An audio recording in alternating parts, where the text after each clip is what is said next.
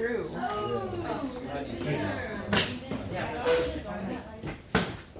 Well, in a week you're gonna be like 3/4 of the way through because that's how MITES works, so it's fine. But anyway, okay. So you guys have the new homework. Before I start this, oh my God, did you guys hear the Biden thing? It's literally 20. Oh, wait, what? I think Biden said he was proud to be. What is it? By the way, I'm proud to be, as I said, the first vice president, first black woman to serve with a black president. Wait, he's talking so fast. So bad. This is what I mean by we should Biden identifies with black. I'd rather not. I don't know what we're gonna do. We have like this dude. Okay. We have the first black woman. Okay. So the president said some weird shit. Okay. Let's talk about the homework real quick. You might have noticed it's 18 pages long. What? Anyone still need one? Okay, first of all, the last 2 pages are hints and memes. So it's actually 16 pages long. That's first of all. Second, a lot of it is, it's actually very, I don't want to say handholdy, but like it explains how to do a lot of the procedures. And I think I'm figuring out how to give you guys space for the first time rather than all the other times where I get you guys not enough space to do things. So there's a lot of just like empty space where you guys can fill in things like this. So it's not as bad as it looks, but it is still 5 problems, which I think is the most that we've had. So And our required is higher.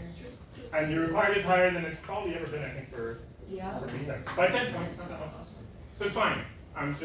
We're doing something different, and I think that this fits the topic that we're doing now, so you guys are gonna be fine. I'm also gonna be here for the next set of office hours, except I think we don't have office hours on Tuesday.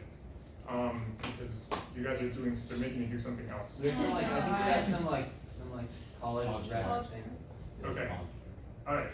Well, we'll figure it out. We'll maybe do like a separate thing on Tuesday. Wait, so you're not gonna be here next Friday's lecture? I'm not sure about next Friday, but then the week after that I won't be here until after that, which is fine. Okay. Yeah. I'll be in New York and then Vegas and then back. So Wait, next Friday? Next Friday. Like the yeah, next Friday. So it's very soon. A week from We'll now. be gone the week or so. Yeah. So we have 2. I may or may not do next Friday. I'm not sure still. So okay, that's the deal with the homework. That's why it's like longer, but it's okay. Like I know you guys can do it, and I'll be here to help you guys with it. Okay, so I'm going to start today's lecture by just writing a random polynomial. So that's 10. You made this one up. It's a bad year. Oh yeah, I'm making this up. No, I'm joking. I have it written down on my notebook. Okay, so I made it up. Oh, that's not true. Actually, I don't know. No way. I know that one. You know this? Okay, if you guys have taken Taylor series before, don't say anything yet. I know that one. So look at the shape of this as I type it out. 40,320 x to the yeah, right? It's so random. 3,628. Why don't you just type in the? I could, but that's like less cool. Makes me look less smart. Okay, do you guys see what's happening with the polynomial? This is just for looks like a tooth. Does that look like anything to the people who have not done Taylor series? Who has done Taylor series before here? It's been a minute. Okay. I self-studied them in 2 days, if that counts. Okay. Alright. Okay, well, so I'm going to draw, next to this, I'm going to just draw a cosine. And you can see that this polynomial that I've been typing out is basically the same as cosine, especially if you're really close to 0. And actually, we call this, go back. We call this f of x. And we call this g of x. And we tell Desmos to calculate, f of 1. That's that number. And let's tell it to subtract g of 1. Okay, it's very, very close. Like the difference is like 10 to the minus 11. If we do f of 0.1 versus minus g of 0.1, Desmos can't even tell the difference, even though there is mathematically a difference. It's like too small for the numbers that Desmos holds to the time. Like up to the precision of Desmos, they're the same. So, okay, I'm writing a polynomial here, and it looks a lot like the cosine function. So that's kind of what we're going to be talking about today. These are called Taylor series, essentially. And I can show you guys what the pattern is that I've been writing down. I'll do it over here.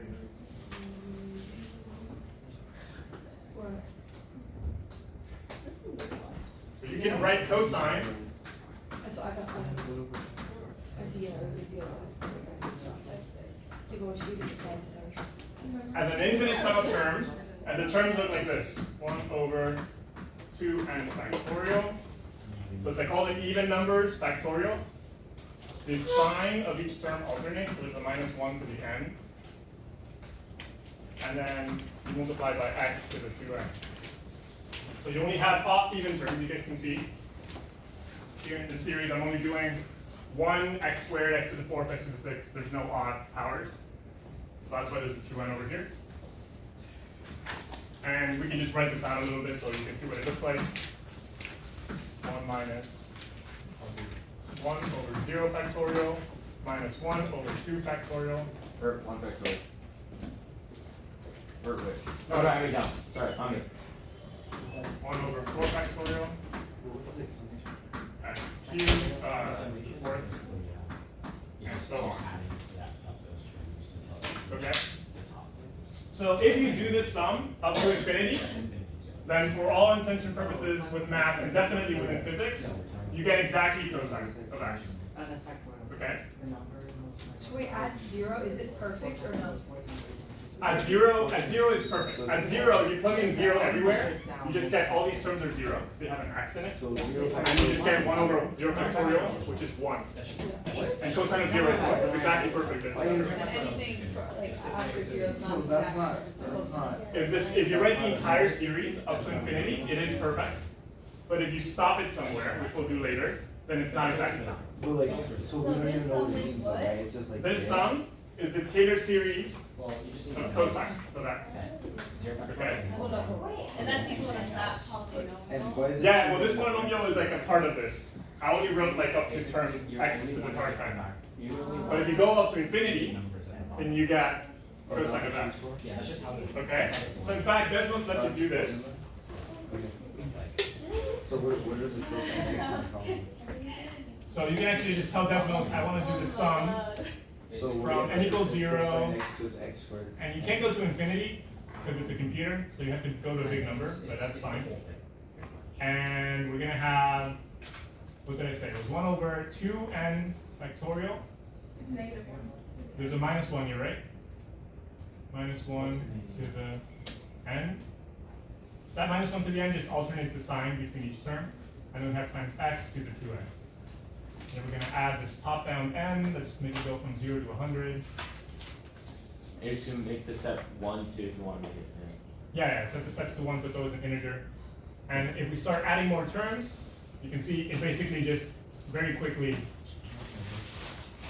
once you have 22 terms, I mean, it's basically like anywhere here close to 0, it's just pretty much exactly cosine. Right? But this is still a polynomial. That's the crazy thing. This is just an order 55. This is an order 55 polynomial that really, that Desmos really hates in this region. Wait, can you play the play button? Sure. If it goes up to 100, it just can't catch up. Actually, I have to go much slower. Let me just make it go to 20. I think at one point I tried to make an animation using Desmos, so like it gradually, smoothly getting. Yeah, so there it is going up and down. That's what Desmos tells us. Okay, check this out. If you have n equals 0, right? We only have the first term. It approximates cosine as 1, which is kind of funny. I mean, near 0, that's kind of true. If you zoom in, they actually look pretty similar. So more about that later. Okay, let's see some other of these guys, Taylor series.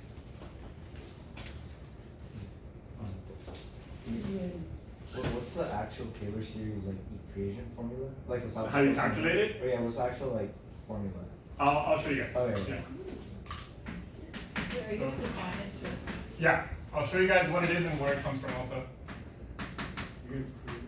Yeah, it's not that bad. You. I'm not gonna prove it. That's like too mathy of a term. All I'm gonna do. Yeah, I'm gonna do you're a physicist proof. You could it's So for sine, there's no constant term. It starts at x, and then it's minus 1 over 3 factorial x cubed plus 1 over 5 factorial x to the fifth. Everybody knows what factorial numbers are, or does anybody want a quick explanation? Okay. Well, how would you do the I know what a factorial is, but how would you do it of like 2n plus 1? So this just means for the term where let's say n is like, 7, then the seventh term, you just plug it in and it'll give you whatever number that is, 15 factorial. Yeah. Okay. This is it for sine. Let's just look at it really quickly. So if I take my little series and I change it to what I have written here, so instead of the even ones, I do the odd ones. Oops.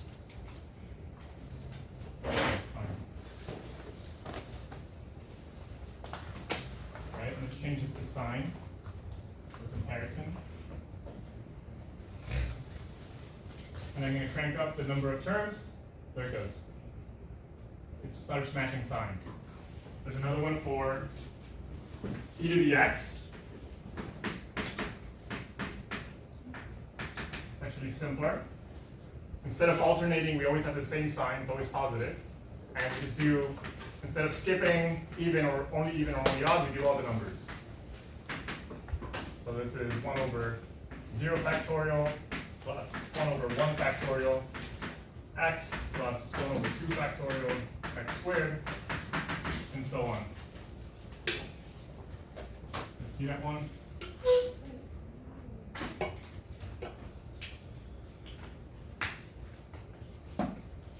One over n factorial times x to the n. There it goes. Awesome. Okay, let's look at one that's going to be a bit weird.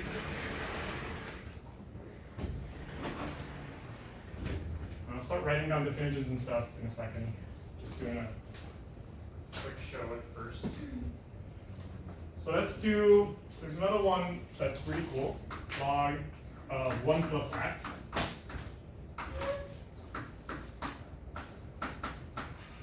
So this one starts at 1, not at 0. And it's minus 1 to the n. The n plus 1 because the first term is negative, is positive. Over n, there's no n factorial, it's just n, times x to the n. So this, just so we can see it, this would be like x minus 1/2 x squared plus 1/3 x cubed, and so on. So the sign alternates, and it's just that number down here and that number in the exponent. And so let's set it up over here.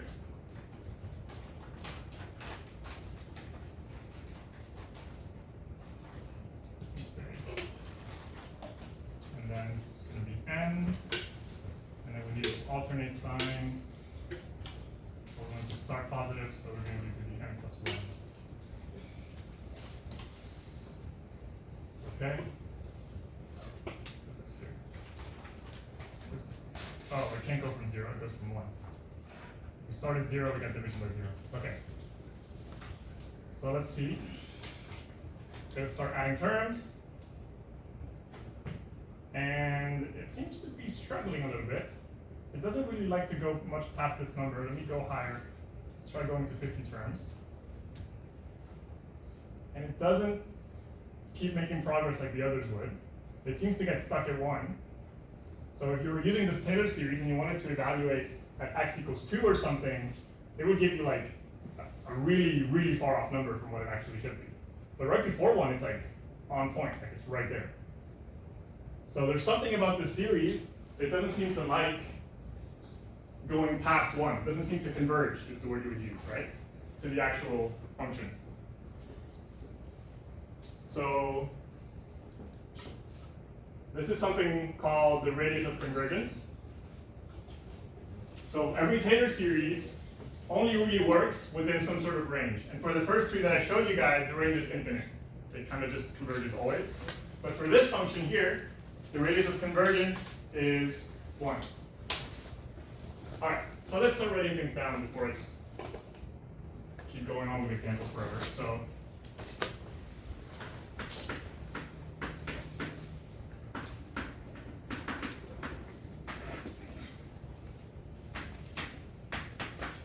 the Taylor series is a representation of a function as an infinite polynomial.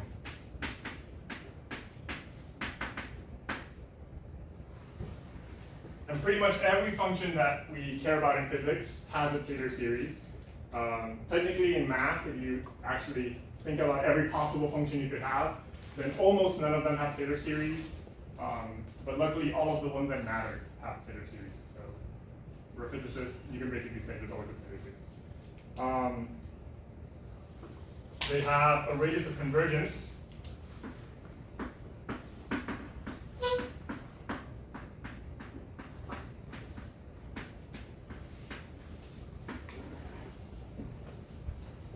Which is the size of the range of x values for which the Taylor series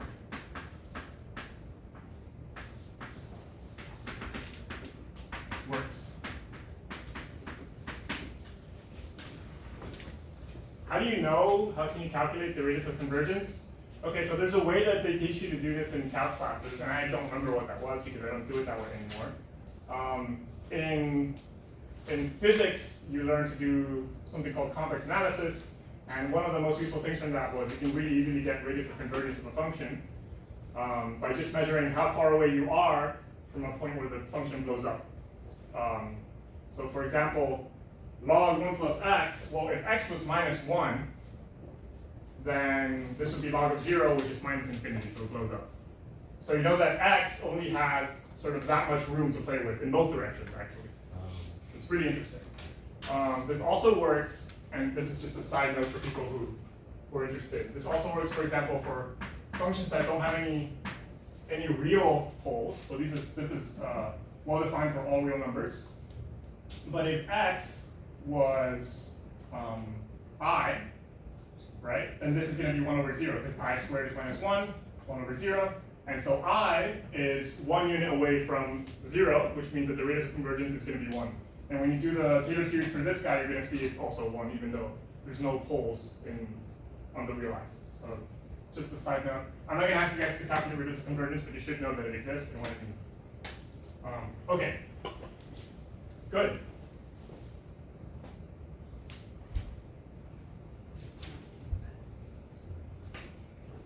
Okay, do you guys remember geometric series? Yeah. Okay.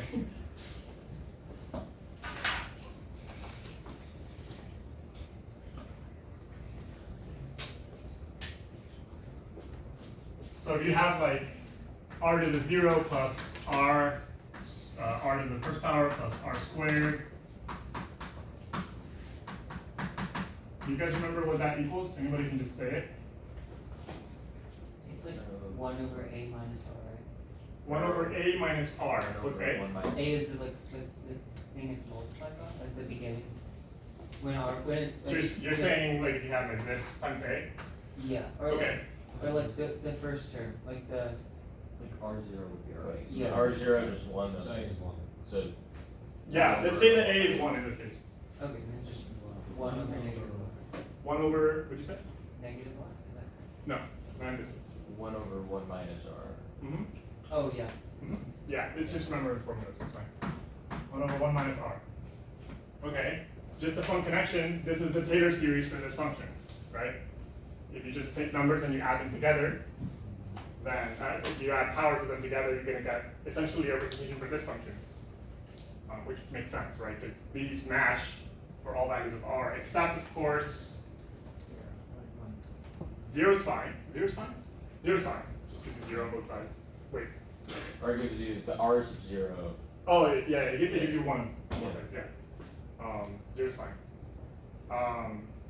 But what's the condition on r here? When can I use this formula? It has to be less than 1. R has to be less than 1. It has to be between 1 And negative and 1. And negative 1, yeah. Can't equal either.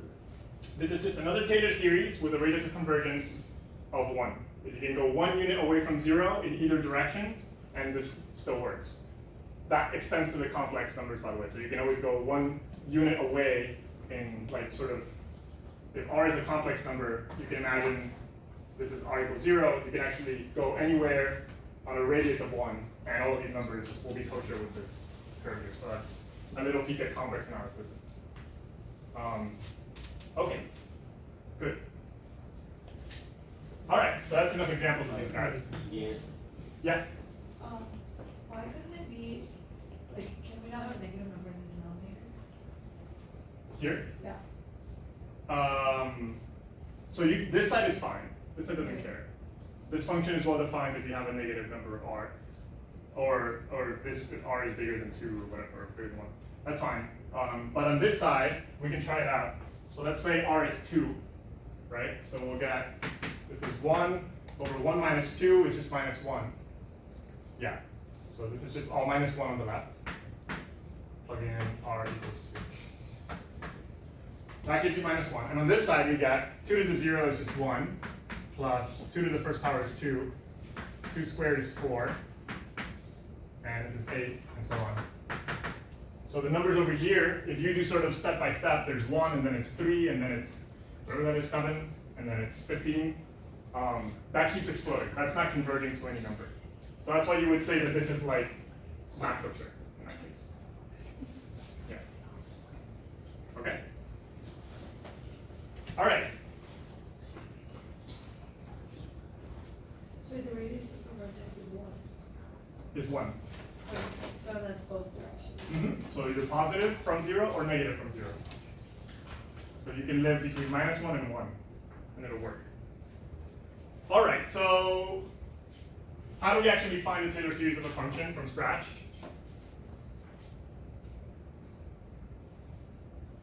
These boards.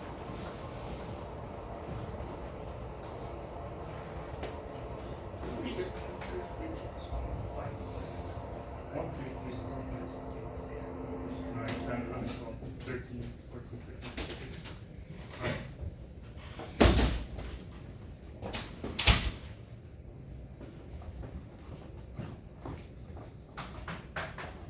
How do we find the Taylor series?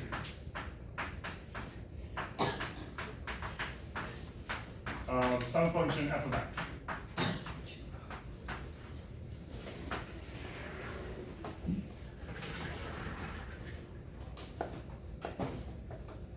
Okay.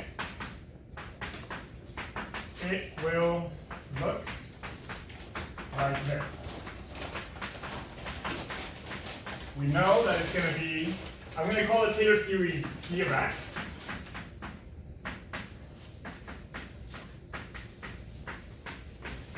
Which of course will be equal to f of x in the end, but just to separate the two things I'm working with here.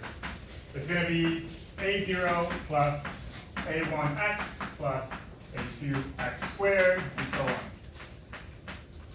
And we don't know what a0 is, a1, a2, we don't know what they're going to be yet. Okay.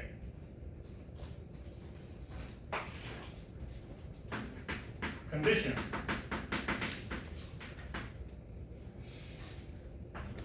We want all the derivatives to match at x equals 0. So for example, we have infinitely many conditions from this. We have that if we take our t, whatever we calculate, and evaluate it at 0, that must be the same as the function at 0. If we take the first derivative and evaluate it at 0, that must be equal to the first derivative of the function. These are all the conditions we're going to use to get all these terms. And so on. Second derivative is the second derivative at 0.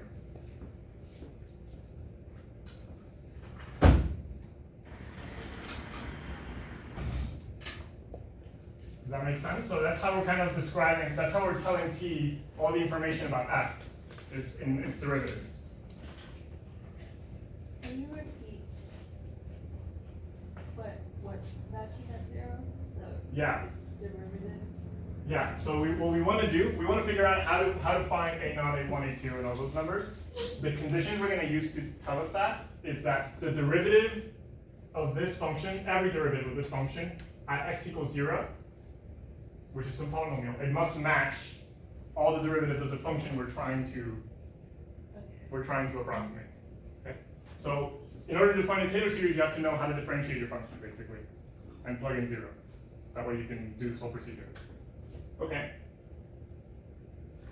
So let's do the first condition. So t at 0 has to match f at 0. And let's just pretend that we know f of 0, we know f prime at 0, we know all these things, we can calculate them. Well, t of 0, if we plug in 0 here, it's just going to be a naught, because everything else is an x. And that's all going to go away when we plug in 0. So that tells us a naught.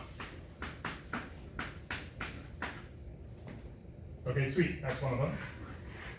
Only infinitely many more to go. So t prime at 0 has to be f prime at 0. Well, if we take the derivative of t, let me just write over here, t prime of x, this is a constant, so it goes away. This just leaves you with a1. This 2 comes down, you get 2a2 and so on. So this becomes a1 plus 2x a2 plus 3x squared a3 and so on. But if you plug in t prime at 0, then you just get a1. Yeah, it's just a1. Therefore, a1 is just f prime at 0. Okay, let's do one more. T double prime of x.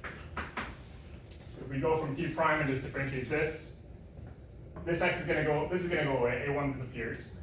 This x goes away, we're left with 2a2.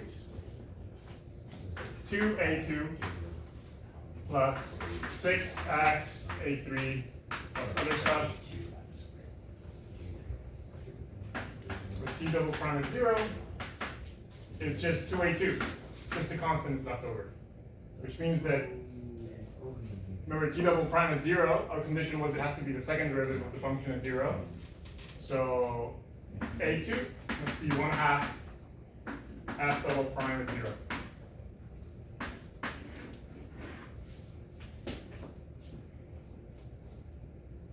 Okay, any questions? Okay, so we can keep doing this, and the pattern you'll find is if you take n derivatives of t,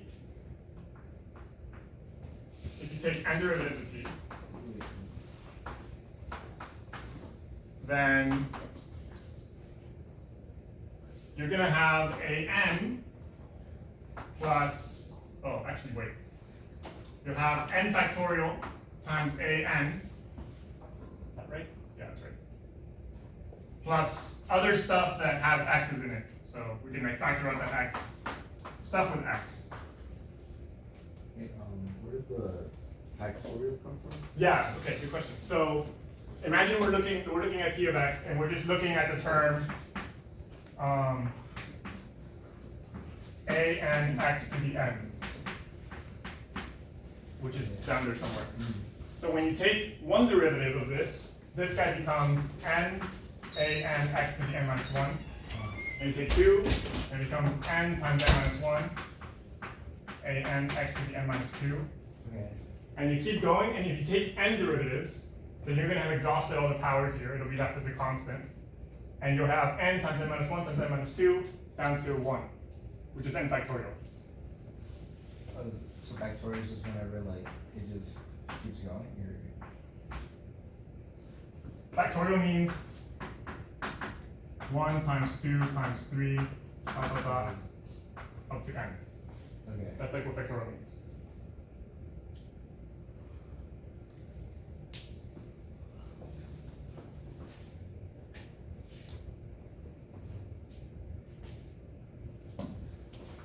Okay, so the punchline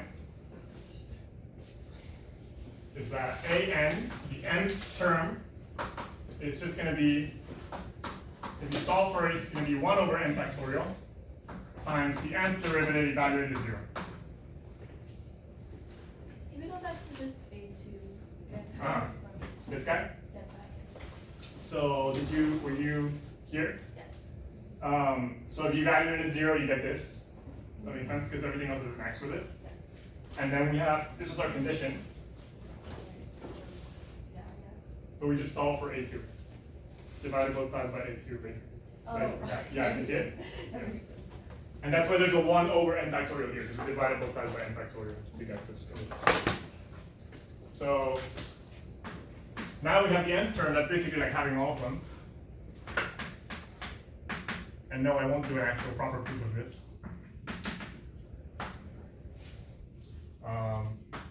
So we had that our Taylor series was going to look like this. Well, let me just write it out like that first. So it's going to be a0 is 1 over 0 factorial times the 0th derivative at 0. So that's just f of 0. Plus a1, 1 over 1 factorial is just 1. First derivative evaluated at 0. And then times x from the way that we wrote the series way up there. A2 is going to be second derivative and 1 over 2 factorial, which is 2. So that's 1 over 2 factorial, second derivative at 0. 3 is going to be 1 over 3 factorial, third derivative, and so on. And of course we have the nth term is 1 over n factorial times the nth derivative at 0.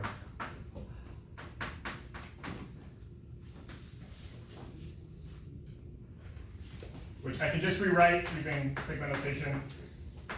Infinite sum from n equals 0 of 1 over n factorial times f n at 0 times x to the n.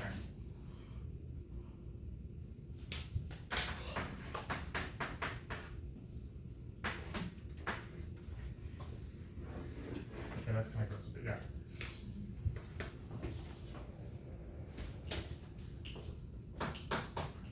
This is the expression for the Taylor series of f of x about x equals 0.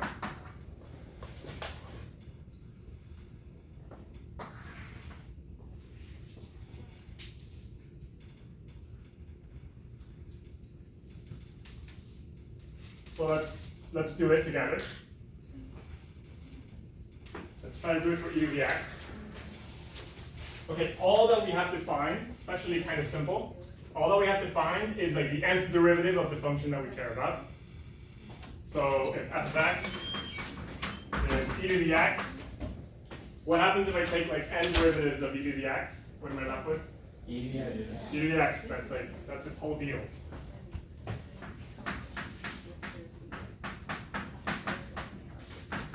So when you plug in 0, this is always going to be 1. So that's basically it. E to the x, you can write it as,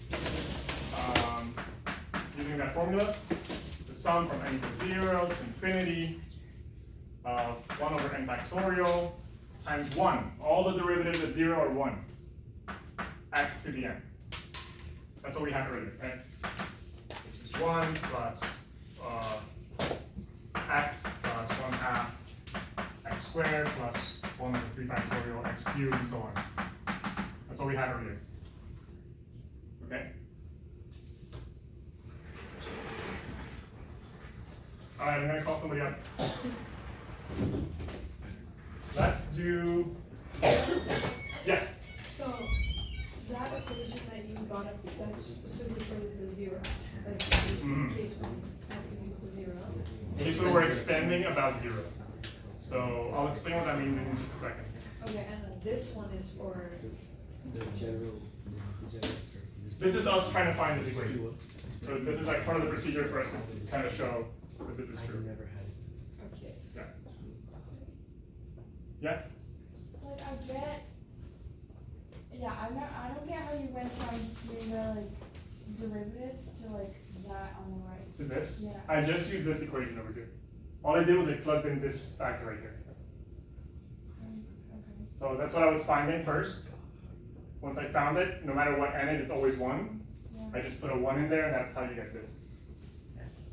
Oh, okay. Put a 1 after what? I put the 1 where this f, the nth derivative at 0 is. Oh, okay. Yeah. I just plugged into that equation that we found, basically. Okay, so Oh, okay,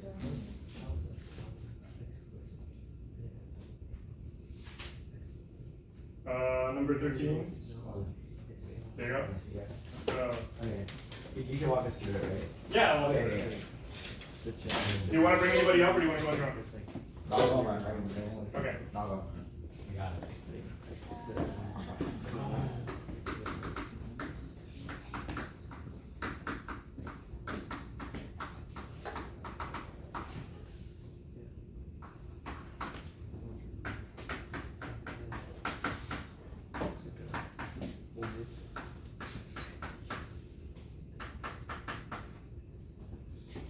So this is the task. A is just some number, it's a constant. Okay. You Do the same thing as. do exactly this little procedure. Okay. You have to find a pattern and you have to write this. This is like the goal. Once you get this, you just have to plug it in and you're done. And then what is the power hand again? Is that just That means the nth derivative. Oh, the nth derivative. Mhm. Okay, so f of x, so f n of x is equal to. What would the n be? It would just be like a to the power of n? Why do you say that? Because every time we take the derivative, the constant will be multiplied. Exactly. So like I said, if a n e is ax. AX, yeah. Well, does everybody understand what you wrote here? Like why the nth derivative is a to the n times b to the ax? Every time, it's like you said, every time you take a derivative, an a comes down. So there's n of them at the end. Okay? And then just for 0, again.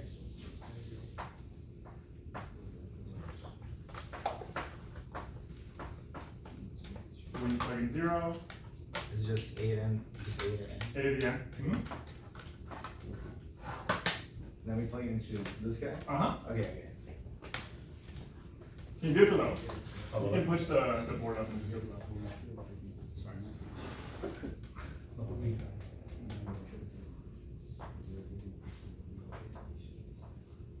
And 0 to 0, right? Yeah, it starts from 0. Always starts from 0, And yes. then infinity. Is it always infinity as well? Uh-huh. Yeah, and then 1. That would be e to the n.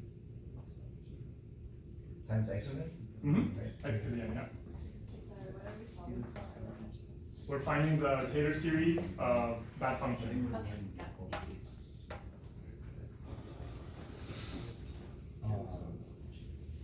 And that is equal to. Yeah, can you write out some terms there? Okay, so if the first one is just 0, right? Or how do we? It's just this at 0. It won't be 0, no. Why do you say 0? Oh wait, no, wait. So we start at 0 though, right? So Uh-huh. we plug in that for n. Uh-huh. So let's go over n. Do you know what 0 factorial is? No, I don't. It's 1. It's Oh, it's just real. one? Yeah. Okay, so it's just a AX? No, because the first term has n equals 0, right? A to the 0 is 1, Oh, x to the 0 one, is so 1. it's just A, wait, okay, hold on. So it's just one? Is this one? It's just one. The first term is just 1. Sorry, I'm so lost. No, you're good. Plus, so the next term is one? No, the next one is not 1. What was the next? What was the next? No, he's saying the end, the next end is. Oh, yeah, then. Oh yeah, the next n is Oh, 1. Yeah. No. What's 1 over 1 factorial? You know what 1 factorial is? No. If you use this idea, it's just the product of numbers up to that number. So it's just 1? It's just 1. Okay. Wait, so why is 0 1? Oh. 0 factorial? Or you play. I'll say something about it. Yeah. Okay. So it's 1 over 1, a to the 1, as x equals just ax. AX. Okay. That makes it good. And then Just do one more term. alright, so 1 It's a perfect team. times 2 is 3. Mm-hmm. How do I? Just checking. Huh? Yeah. It's 1 over n factorial. Oh, yes. A squared x. A squared x squared. Yeah, and then and so not that. And it would continue. You can do one more actually. Okay. Okay. Just do one more. Oh, so it's just. So 1 over 6. Yeah, 1 over 6. A cube. Oh, A is. X cube. Uh-huh. Okay. And it goes on. Okay. Yeah, dot. Awesome. Thanks. Does that make sense to everyone? Yeah. I'm gonna, sorry, but can you explain this part one more time? I understand this, I understand the example problem, but I'm just confused why you did that and then you left it. Okay, so I understand how you got a to the 2, or a2 equals 1/2, and double prime 0, I'm there with you.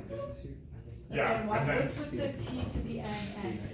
yeah, so I was doing, so this is, I did the 0th one, I did the first one, Yes. I did the second one, Yes. and then I just said, okay, I can kind of see a pattern, I'm gonna do the nth one. So you wrote a generalized. Exactly. That was the sort of stuff I did. I looked at the pattern and I saw what it was and I wrote it down. And then from there I solved the nth one. Because you saw that, Tiny run. oh, because it's like when it's a second, you start with 2. Yeah, you really have to do a few more terms to see the pattern, but Okay, this is the pattern. okay, Yeah. yes. And then I just solved for an, which gives me this, and then, Oh, you isolated. uh-huh, Here. yeah. Okay. Okay, yeah. About 0 factorial, like, how would you define this product up to 0? Because 0 is like before where it starts. You would kind of use the fact that if you know n factorial, you can find n minus 1 factorial by just dividing it by n. And so if you plug in n equals 1, then 1 minus 1 factorial is just 1 factorial over 1. So 0 factorial is like 1. It's really weird, but that's like not a complete proof at all. But it's just it's really just like a useful way to write. We really call it this because it makes sense with everything else. Okay. So then there's no. I think it is. I mean, if it is, you fucking. You divide by 0. Yeah, if you look at the continuous version of x factorial, which is like a gamma function, whatever, there's like a whole thing. Okay. All right. Good. So that's how you find Taylor series. Make sure you guys understand that because there will be parts where we do that. Like you have to do that in the PSAT, although I also walk you through it. So one note, we've been doing our Taylor series around x equals 0. So what that means is if we have our function, here's f of x on the y-axis and x on the x-axis, and the function maybe does this, then we've been finding a polynomial that, so the 0th order, the constant is like this, and the linear one, the next, if you add one more term, it's like this. And the quadratic one would be maybe like this, probably like this. So like as you add more terms, you're always really correct around x equals 0. But as you get further from that point, it gets more wrong. So you can change that point. It doesn't have to be on x equals 0. You can approximate around any other point. The only way that this whole procedure changes is instead of looking at the derivatives at 0, you look at the derivatives at the value you care about. And instead of having x to the end, you have x minus that value to the end. So it's like you shift everything over there. Let me just write it down.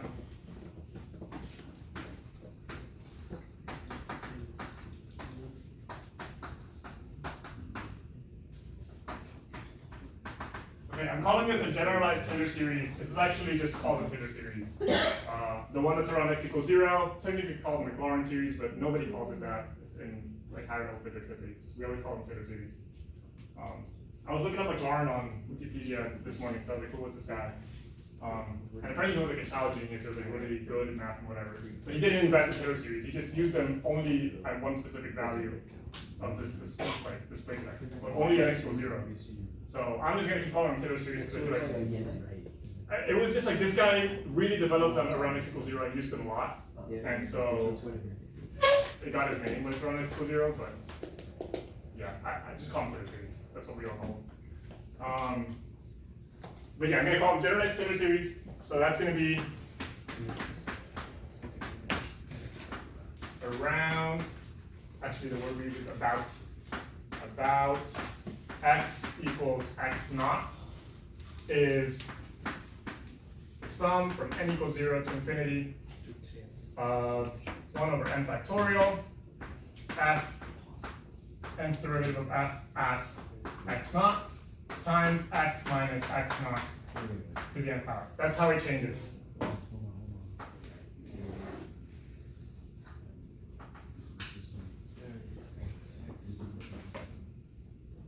In physics, we almost never do this. We almost always go about x equals 0.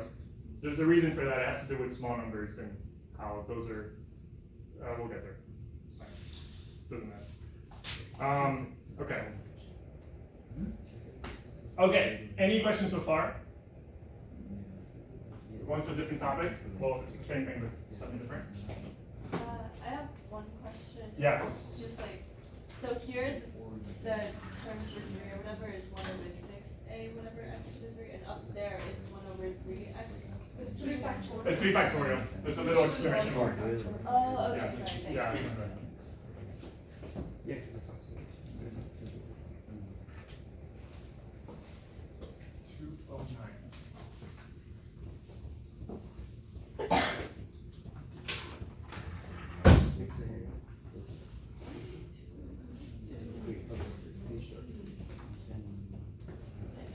All right, so why am I teaching you guys math again? Well, obviously for the purpose of physics. So how does this apply to physics? Well, you can do approximations using Taylor series.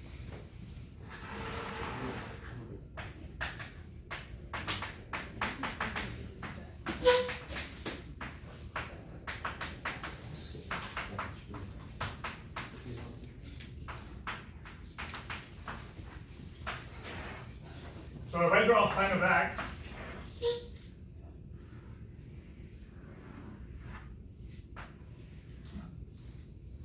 and I do too much sine.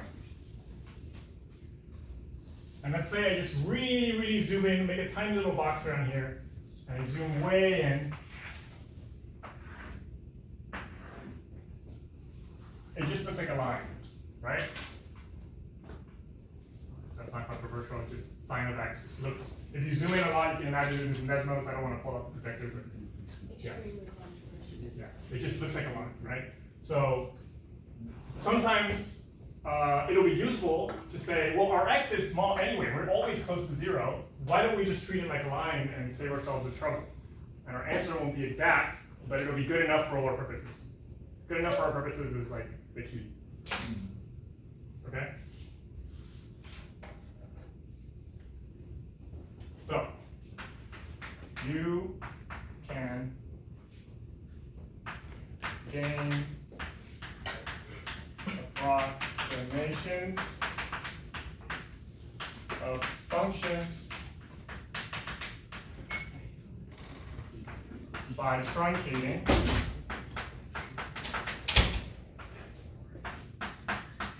i.e. chopping off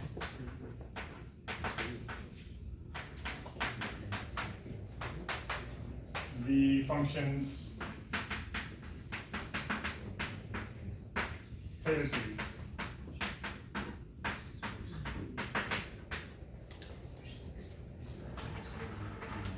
for example, I'll also give you guys a little bit of language. We can call e to the x, right, which is equal to 1 plus x plus 1 over 2 factorial x squared, 1 over 3 factorial x cubed, and so on. We can approximate it. I'm going to start using this symbol, which just means approximately equal, as 1 plus x plus 1 over 2 factorial x squared. We just chopped off this entire part of the series. So this is called a second order or quadratic approximation.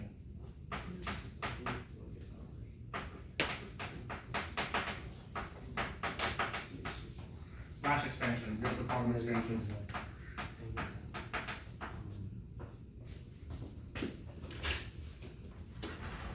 What would the first order version be? 1 plus x, yeah? So you just replace it. Here we're replacing e to the x with a parabola that looks a lot like e to the x near 0. We can also replace it with a line that looks a lot like e to the x, a little bit closer to 0.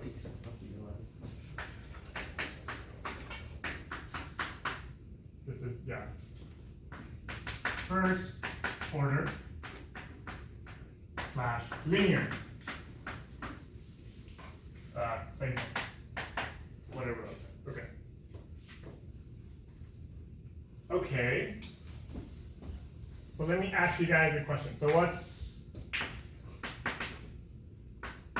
the 0th order expansion of sine of x? You just say it. 0. 0. Okay. It's 0. So it's it's because the constant term. So if you write out sine of x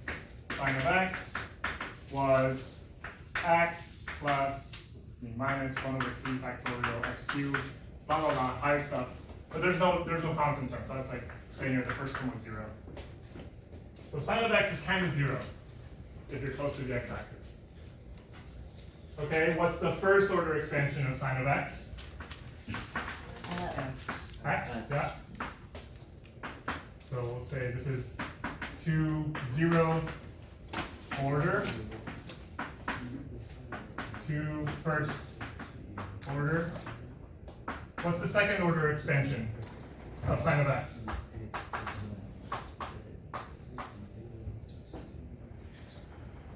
Just x again. It's still just x. So actually x is both the first order and second order expansion. This is correct up to quadratic order. So it's still just x.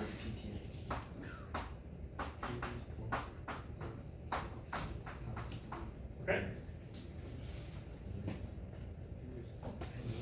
Alright. Physicists' favorite expansion level is usually linear. So we're going to use that a lot, and in a lot of the PSI you're just kind of doing linear expansions, basically. Alright. So how do we kind of quantify how much we've lost with every time we chop it, right?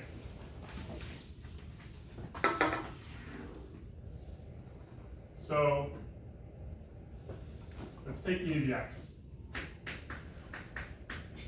E to the x, which we know is just 1 plus x plus 1 over 2 factorial x squared.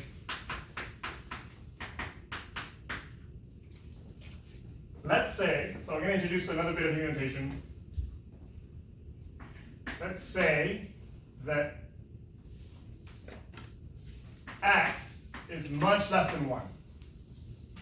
That's another way of saying x is small. There's like 2 less than signs there, it just means it's much, much less than that number.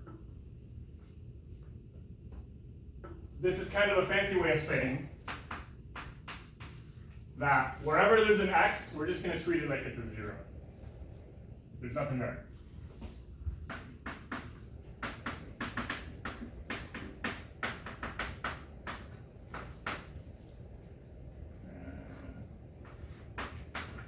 Is there a name for that?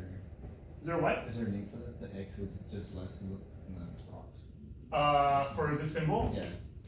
Much less than, Okay. or much smaller than. So if we did this, if we say that x is much less than 1, then what does u dx become? Right? It just becomes 1, yeah? We lose everything that has an x in it. So what if we want to do the linear approximation?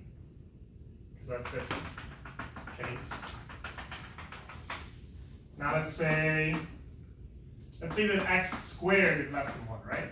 Because maybe x is not that much of a small number, but if you take a number that's pretty small, multiply times itself, it'll be even smaller. So maybe that crosses the threshold for what we call small. So if x squared is less than 1, then we'll get a linear approximation. U dx is going to be 1 plus x, and so on. So this is more sort of notation that we use. So you could call these linear approximations, or you could kind of say x is this small, therefore throw away all the terms that have x like that or larger. Yeah? So that one's a linear approximation, is that one? This is a 0th order Yeah, 0. and 1st order, or linear. 0th order doesn't have another name, like constant, I guess. Why is that first? Sorry. 1st order because it goes up to the term that has x to the 1st power. The order is like the highest power that we see on x. Okay. Like the order of a polynomial. How do we get that even? E to the x equals 1 plus x. You look at the Taylor series. It's much less than. Yeah, so you look at the Taylor series, and wherever you see an x squared, What did you that set it to say? 0. Okay. So I don't get why it's different from x to 1. It's much less than 1 then. Because just because x squared is very small, it doesn't necessarily mean that x is quite as small, right? Like maybe like x is 0.5 and that's not small enough, but x squared is 0.25, and then that's small enough. I see. So it's like you're just putting the cutoff somewhere, Oh, that's notation. basically. Okay. Yeah. And the higher the power is here, the more accurate approximation is, right? Okay, and one last bit of notation.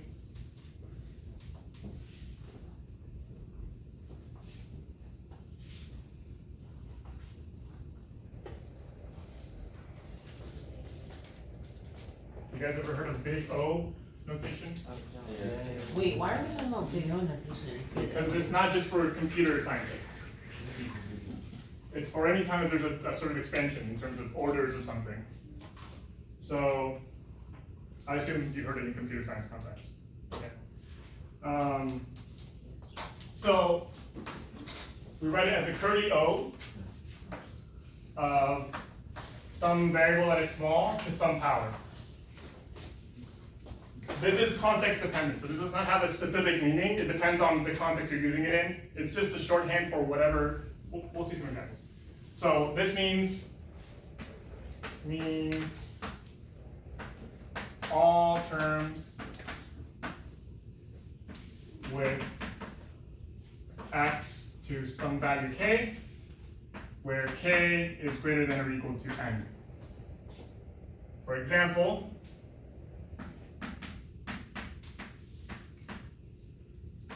e to the x plus a half x squared. We can write this as this is equivalent equal to 1 plus x plus some stuff of order x squared. And notice I use an equal sign. This is still an equality, right? So this is still like the full expression for u dx. We were just too lazy to write what was over here. So it's kind of like saying ... except a little bit more precise because it tells you what power you're excluding. But again, it doesn't have a specific meaning. In this context where it's e to the x, we know that this is equal to 1/2 x squared plus 1 over 6 x cubed and so on. But in other contexts, it could be different. And then can you just put that wherever, like does that have to be the third or the second order? Yeah, well, if we do all of x squared, that means that we're gonna put everything that has an x squared or higher in here. Okay, but does it have to be that term? Can you put it like on the x? I could have also done, this is the same as 1 plus x plus 1 over 2 x squared plus the cubic terms and higher. Okay. Okay? Yeah, So this is just notation, just notation. like to write faster. Yeah. And all of this stuff is approximately equal to say 1 plus x. Right? But these are all actually equal to e to the x, and all of these are approximately equal to 1 plus x. So I want you guys to be careful with your approximately equal signs and try to use them when you're supposed to. So just don't always use an equal sign. Be good about that. All right, I think that's all the notation. Any question about Taylor series or what we've done so far?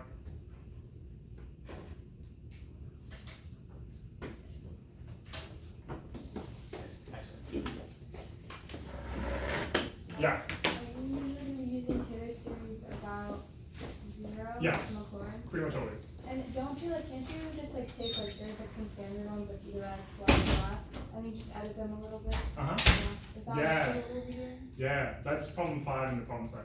Perfect. Is you don't derive them from scratch, you derive them from other ones you know, and you do tricks. Perfect. That's why it's called sick tricks.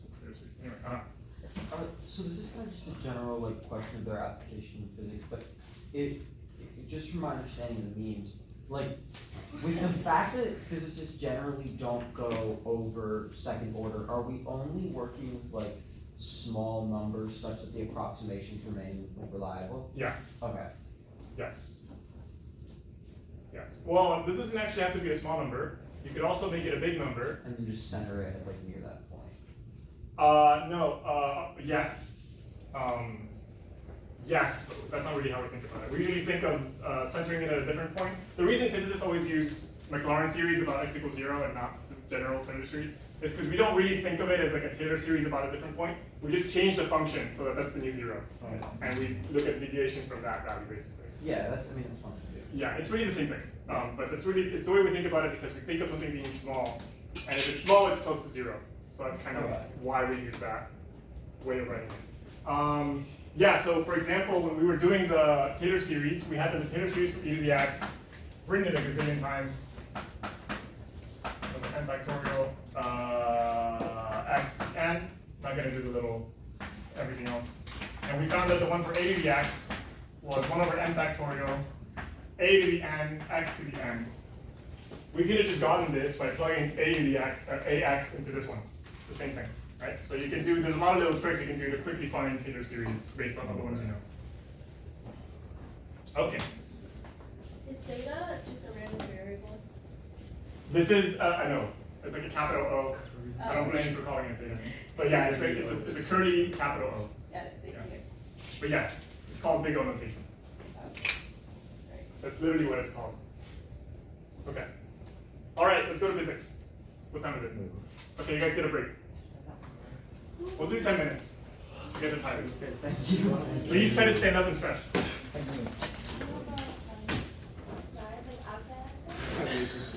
Be back here at You might move your bed, I 2:35. don't wanna kick it. I haven't slept in so long.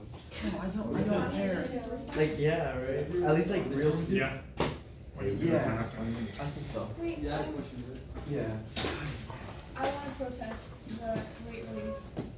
The weight room. Yeah.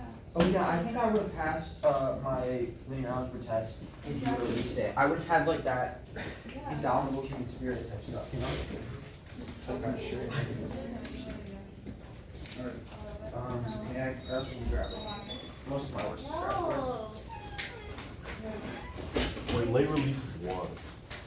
Oh. Oh, yeah.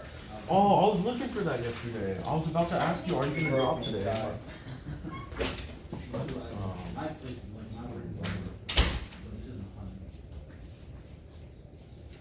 That was the reason I did too well. So did you give Sanders? Yeah. Oh, Aaron. Yeah. Oh my god, my favorite MIT dad. No. Yeah, that guy. Okay, so there's. Bad hair day. Yesterday. That's not for second order, though.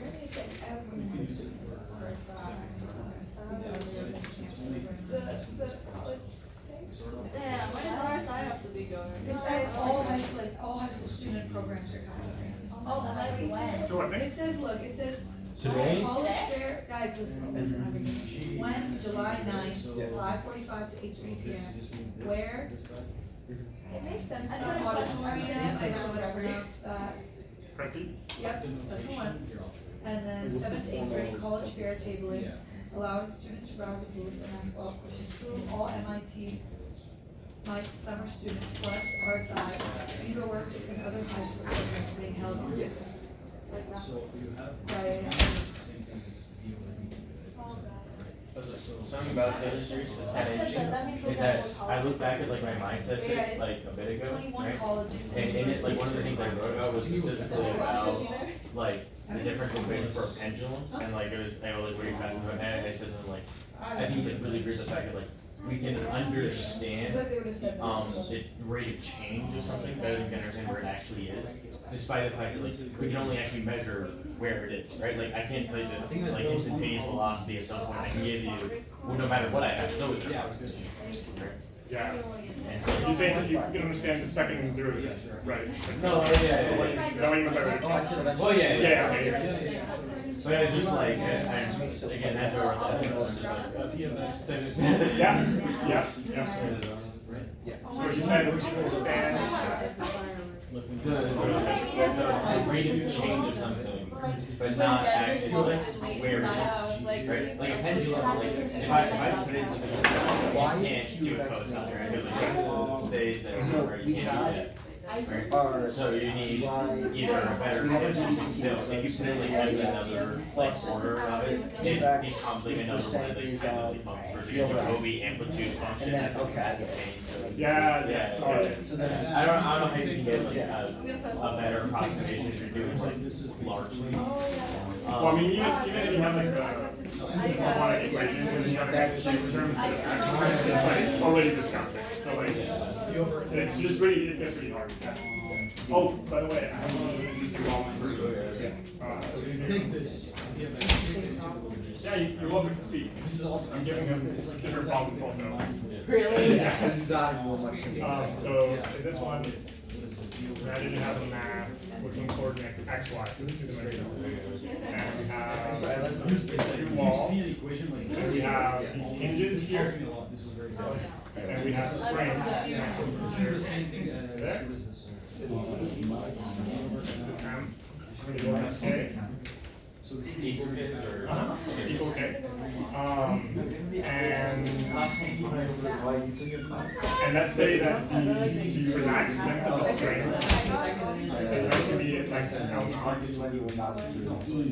And this is 2L. It's different number. Oh, like an L is different from L naught? Mhm. So we do that. Wait, So let's say L is less than You know L. the molecule So the question is, if I were to put this mass down, what is the effective spring constant that I feel?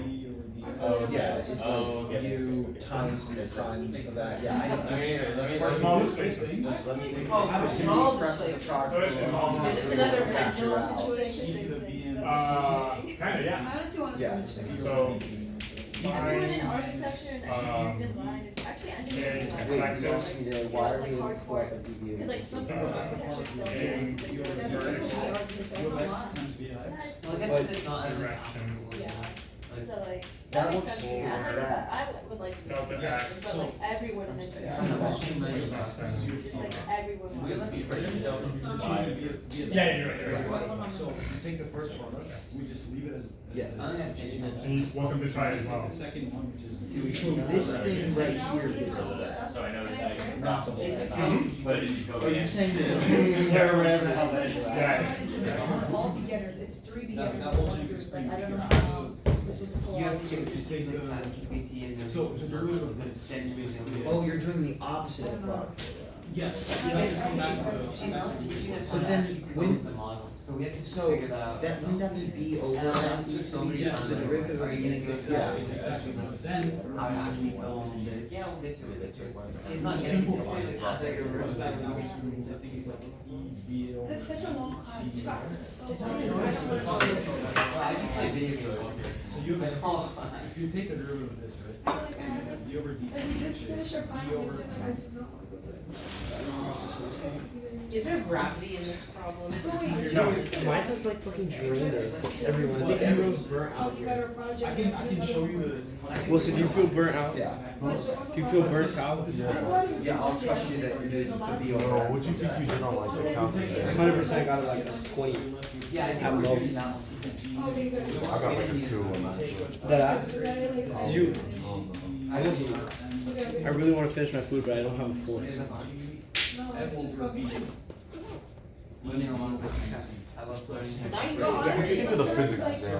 I'd rather like I would study. I would go without like a Because like the answers are like You can do instantly that. there. If you move it in a horizontal direction, What you good on? that's equivalent to having I don't do anything, I just wanna sleep. Yeah, I'm not disclosing 2 sprints. such Ohio information. is such a mess. Bro. Every time I go to the Above class, 50? I was like, I don't know. One of them pulls you and the one's pushing, but it's still the same. It's the same. 40. It's just. she has to today. She Diddy. Yeah. So this is the same, it's just having one sprint.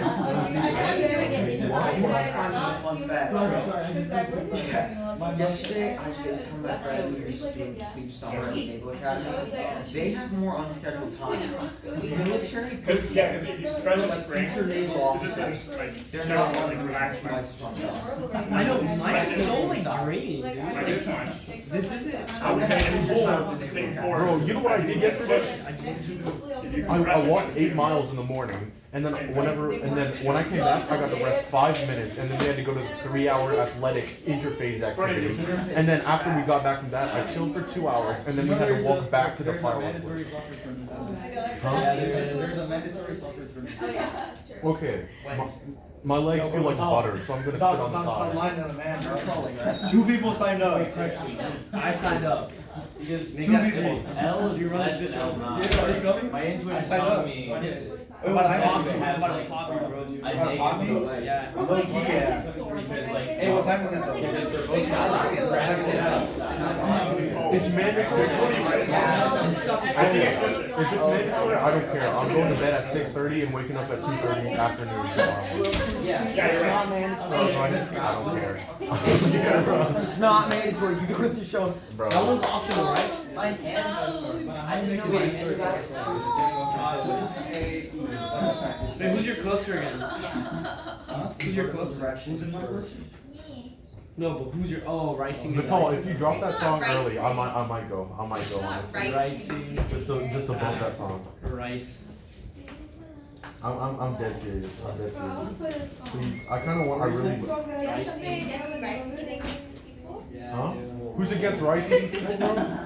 Oh, sorry, Bro, Wilson. we gonna have some beef and broccoli if you continue. Now, what if there's a side of rice? Is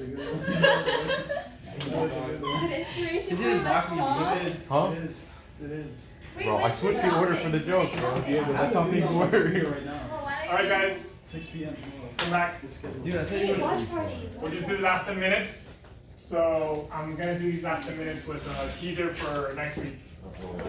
A teaser for our clothing lecture? Teasing. No, next week I'm still here. Oh, Friday and Wednesday on. Teasing a bunch of minors? Okay. What? Bro. But then when it's doing the And you've been next. saying Tell no, you? bro. You've been saying no Diddy, bro. Wait, I'm hey, not talking, that's old out. I'm talking. Oh, Ian. there you go. See, I'm talking to What? you. do you know who Diddy is? Yeah. You did it? Yeah, P Diddy. Next. Yeah. Next You ever song. got? Okay, Have you so ever gone to a Diddy party? next song. Have we got wait. Have we got Oh my. Have you ever gone to a Diddy party? That's going on your evaluation. Should I stop answering? Yeah. Alright. If P Diddy wants to party and you got to tell him no. Just can you like next song? Okay, yeah. It's all you keep Diddy allowing. Bro, I know Diego wants to You're in all go. white. Well, no. Diego, would you go to a I'm Diddy? hosting a Diddy party. Would you go to a Diddy party? That's Vincent, the you're gonna be the question. star of the show. I will show up in an all white fit. Would you go to a Diddy party? Is the That's question. more like motivation. I am the Diddy. Okay, guys. We're back. Alright. So I'm gonna give you guys what I call like the physics retro. So basically, everything in physics is an approximation, especially things that you've learned in high school. So for example, this one's gonna this one's not that crazy because you guys have learned everything here. But F equals mg is an approximation to the universal law of gravity, right? So this really comes from m1, m2 over d squared, right? This is like Newton's universal law of gravity. And if you approximate it near the Earth's surface, which you guys do, I think, on problem 4 of this problem set, you get back mg. And you can actually do mg plus, you can do mg plus something that depends on how your distance changes, right? Some linear term. And then it could also be some quadratic term as well. And it continues on forever. And you can approximate this function better and better. But that's really why we write f equals mg. I mean, obviously, if you go up high enough, it's not mg anymore because g changes as you go higher. So that's what's going on. Okay, so that's a lie. V equals IR. Oh, I know. What? You think that's a lie? Yeah. This is kind of a stupid question, but why can't we just use the like real equation, the F equals? This one? Yeah, why can't we use that? Because it would be so much fun to teach people physics when you guys have to do all this for gravity every time, like, and you just have to be carrying around the mass of the Earth with all your problems, which you don't really care about. What you really do, and you do this in your problem, is you find that g is just an expression for big G times the mass of the Earth over the radius of the Earth squared. That's what gets you 9.8 meters per second, but it really comes from here. Okay, so anyway. Yeah. Okay, V equals IR is, That's for angular. V equals IR is circuits. Oh, Yeah. voltage. Yeah, so this is the formula for the voltage across a resistor with a certain current. So this is really saying that if I have a resistor, if you guys don't know circuits, don't worry about it. If I have a resistor and I put some sort of voltage Oh, that's V ridiculous. across it, No, I did literally. That's a spring. Alright. if I have a resistor and some voltage across it, then I can find the current that's going to run through it as is V over R. Okay, but obviously there's no ideal resistors like this, right? If I put up like a gazillion volts across some sort of resistor, I'll just fry it and it'll like burn itself off. And if I actually put enough volts across it that it starts heating up, the resistance starts to change. Right? So it's not really this simple linear relationship.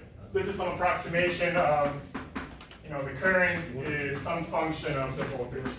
And whenever you take a circuits class, they'll start telling you about the voltage current curves of different components. It's not always V equals IR, not even for regular resistors. Okay? What else is fake? Oh, you love this one. F equals MA is fake? That was, wait, how is? No, what is he gonna do? No, don't do it, Ian. Ian, don't do it. A fake equation? Yeah. Yeah. Let me lead up to it. Okay, listen. So MG is fake, right? Doesn't mean it's not useful. Like literally everything that we do with MG, it's like good enough for the purposes of like whatever you need to do. Not always, but like for most things you need to do near the surface of the Earth. You just use MG and it's fine. And you guys will show just how useful it is in your problem set.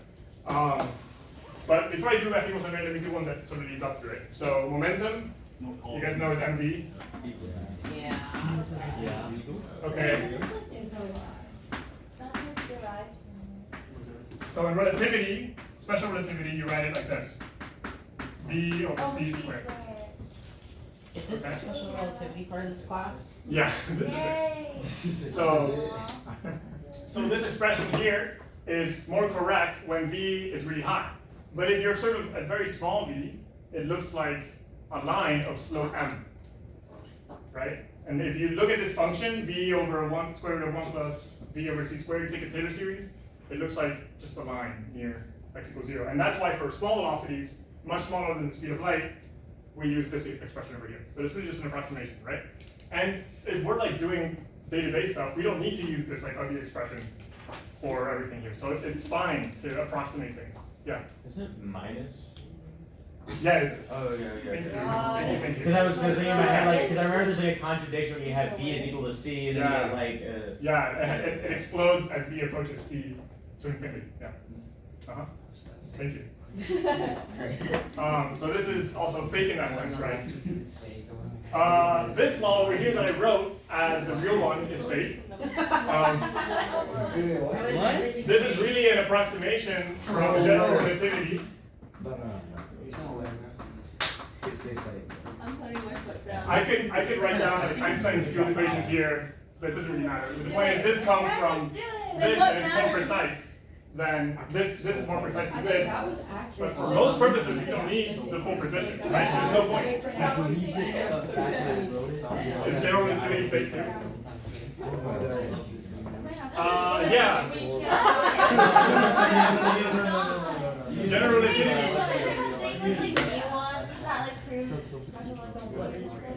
That disproves it? Wait, let me. There's a lot of proofs of special relativity. It's very Maybe it's so gravity. general relativity is an incomplete theory. There's issues with it, especially in your black holes. We don't know what the issues are.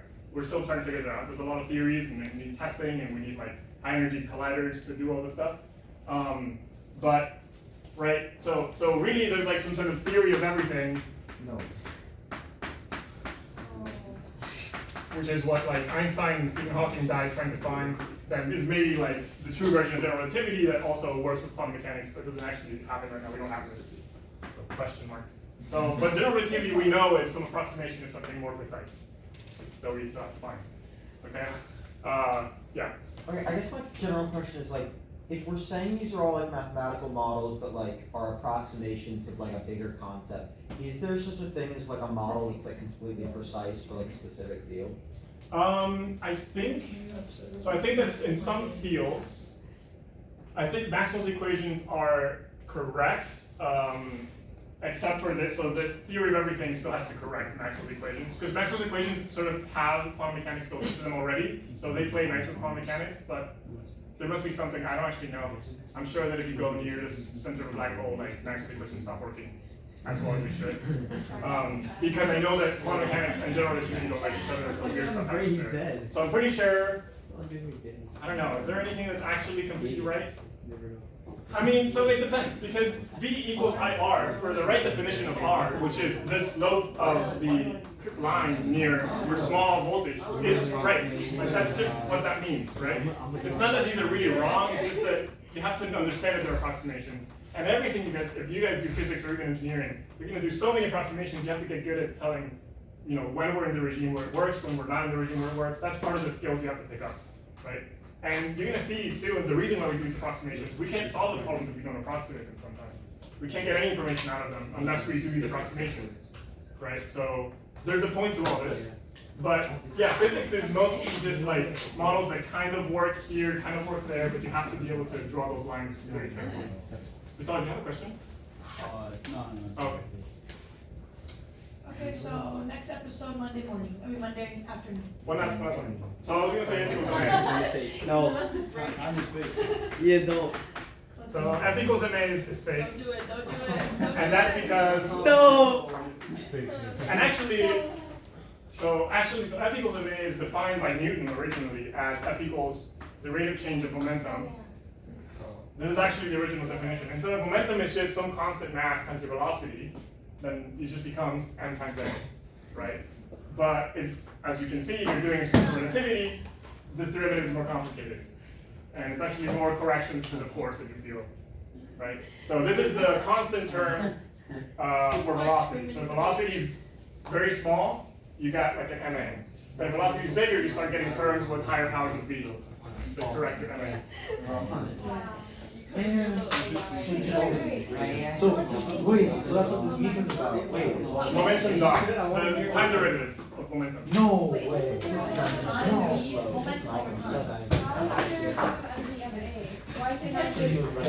I'm not sure if you heard, but like. yeah, so v dot becomes k. Okay, now two last ones. Kx is fake. There's no ideal springs. CV, You right? don't want to know this. You'd rather be ignorant than happy. I know, we're out.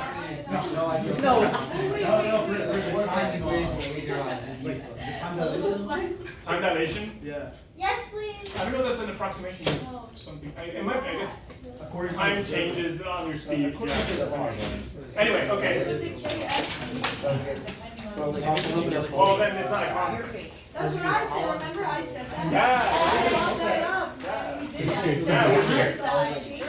Yeah, we made it. I knew that was fake. Nice. Okay, that's it. See you guys on Monday. Do you think the universe is Yes. So it's not precise enough. Oh, that's that bad of a program. So like my house Physics is here. is just a bunch of constant. That's what it doesn't mean it's not useful. I can No, still it's do always things like- because they really good. Yeah, if you're doing like slow stuff. Yeah. It'll work. Yeah, I have. But I can't. I never did stuff like that. Yeah, I want it. I want it back. That's I love it when you do it. It's like you gotta be able to show the Yeah. Like, he's so cool, like, someday, like, in 2100, people are like, oh my god, you were taking like, I remember hearing a lot. I'll make solutions. You want to I'll do it anyway, and then I'll never forgot about it. So this is how